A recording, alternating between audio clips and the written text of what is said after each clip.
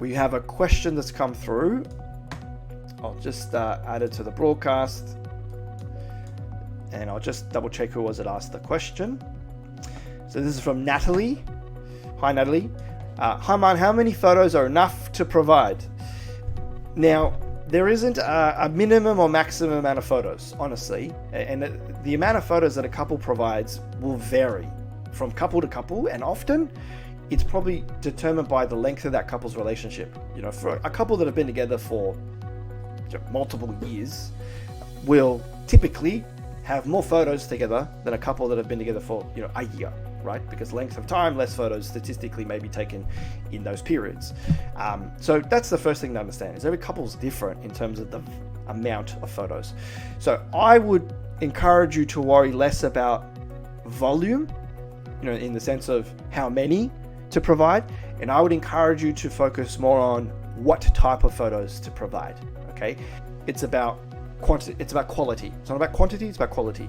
And your photos really should show the span of your relationship. So some early on, some now, and then kind of periodically throughout the length of your relationship. You want to show photos at different times, at different locations, surrounded by other people, and if possible, evidencing key milestones in your relationship. So if there's photos of you moving in together, if there's photos of you getting engaged, if there's photos of you attending family events, you know, those things kind of hold more weight.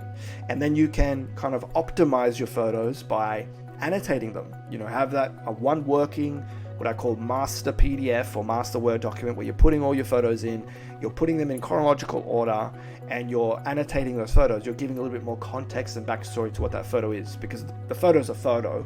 Whereas if you have that same photo and you have a little bit of a comment next to it that says, you know, June 2021, attending my sister's wedding, photo with me, John, and my sister, right? Gives context to the photo, and a case officer can see that you are portraying yourselves to be a couple in front of other people and those that are closest to you, which is what the social aspect is and what is required, and that's why you provide photos. Okay, so that's my quick response. But like I said, I think if you have a look at my prior responses, you're going to see that it's more or less in line with what I just said.